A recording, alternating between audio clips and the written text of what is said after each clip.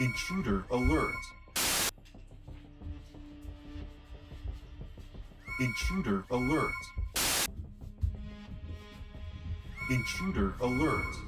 Unseen Diplomacy 2 is one of the most unique VR games I have ever played, and here's why. The game is being developed by Triangular Pixels, it's launching into early access on September 25th, and it'll be available on both Meta Quest 3 and Steam. I personally played it on Quest 3 for this review. And just to let you know how I'll be conducting this review, guys, is I'll be telling you everything that is good about the game and then tell you about things that I didn't like or any bugs or issues that I had. You can see the time codes down in the description for that day, and let's go. So the game puts you in the shoes of a spy who has to stop Doomsday by infiltrating buildings and completing tasks. The really unique part here is how the game uses your real space combined with procedurally generated worlds to create fully explorable levels that are different every single time you play. You can sneak around corners, avoid surveillance cameras, crawl through vents, and use gadgets like the blow dart to take out security, just to name a few. The game does an excellent job of tracking your play space and generating the worlds around you. For example, in one mission I was sneaking through a mansion trying to steal a diamond, and in the next mission I was in a top secret lab stealing virus plans. And the variation in levels and objectives is absolutely insane. The immersion is absolutely next level. At first, it did feel daunting to stroll around your play space. Your brain is telling you to move slowly and carefully, but the more you play, the more you start swinging around corners at full speed, and it's very easy to lose yourself in the game world. And as for the controls, they're pretty standard for a VR game. You got a watch on your wrist that you use to send objectives back to base and access the menu. And when you press the A button, you get your gadgets ready for use, and it's nothing groundbreaking here, but it works. The game is stylized like a comic book. Every time something happens, you get a little superhero style pop-up alert on screen. The graphics are crisp, smooth, and very detailed. It's not a style we've seen much of in VR, and I think it really works for this game. Now let's talk about gadgets. You don't always need them during missions, but they're always available on little magnetic pads in your inventory, which you can access with the A or X button. The gadgets are honestly the most fidgety part of this game, but I'll cover that in more detail in the negative section towards the end. One thing I love is that you don't always know what gadgets you'll need for a mission,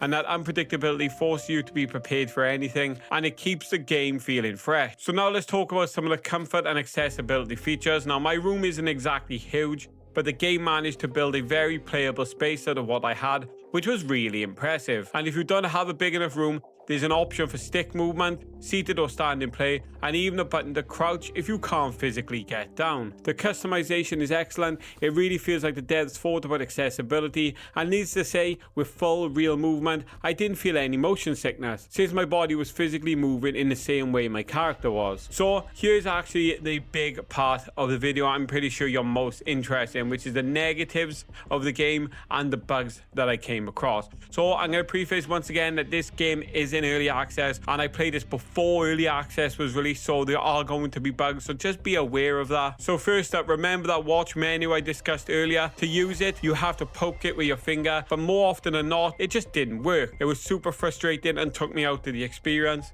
I also had loads of issue where my hand would just stop picking things up and I'd be forced to restart the game. Sometimes gadgets wouldn't stick to the inventory pads, they'd fall to the floor or even clip through walls, and I'd lose them completely, which meant I couldn't progress through the level and I just had to restart or die. There was also a weird glitch where my hand would instantly teleport from one spot to another, making it impossible to browse the menu properly. Some gadgets themselves are a bit clunky, so take the screwdriver for example. You're supposed to push it and screw by twisting your wrist, but it's so fidgety it really works properly. Honestly, Triangular Pixels, if you're watching this, please just make it an automatic screwdriver where you press the trigger and it unscrews. That would save a lot of frustration. So stop a minute. So as I was editing this video, I decided to go to the developers and tell them about all the issues mentioned, because I wanted to bring their attention and check if the problems haven't already been resolved. So I joined the Discord and wrote some issues and instantly got a response from Katie, the creative director of Triangular Pixel. We spoke about the issues and more became clear.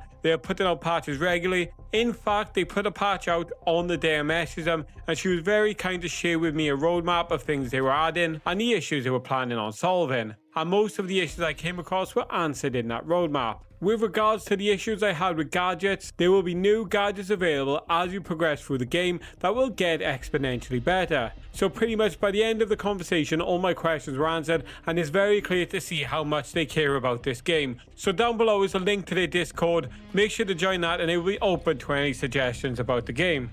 So the background music is another nitpick. It's fine at first, but after a few hours it starts to feel repetitive. Not a huge deal, but worth pointing out. And that's not the only problems I had. I had a few other problems, but I'm not sure they were issues with the game or just me being bad at the game. It's probably me. So to summarize, the good: the unique use of real space and procedural generation, mission variety and creativity, next level immersion, fun comic book art style, and strong accessibility and comfort options make this game a real winner. And the bad, and I mean this is only bad because it is in early access, I should imagine these bugs will be ironed out as the game is released. So the buggy menu and item handling, gadgets sometimes don't work or glitch out, screwdriver is way too fidgety, and the music gets repetitive. Overall, Unseen Diplomacy 2 is one of the most unique VR games I've ever played. It nails immersion, spy fantasy, and mission variety. But yeah, it's in early access, so we can expect bugs and frustrations along the way. And if you're looking for something different in VR, this one is absolutely worth checking out, and you can get 10% off with code VRLAD at checkout. And if you want to see my full unedited gameplay, that video will appear on screen right now. And here's a little preview of that video of me sneaking around, having to take photos of the secret plans. This video was a lot of fun to make, so make sure to like, share, and subscribe, and all that. Thanks for watching, and I'll see you in the next one.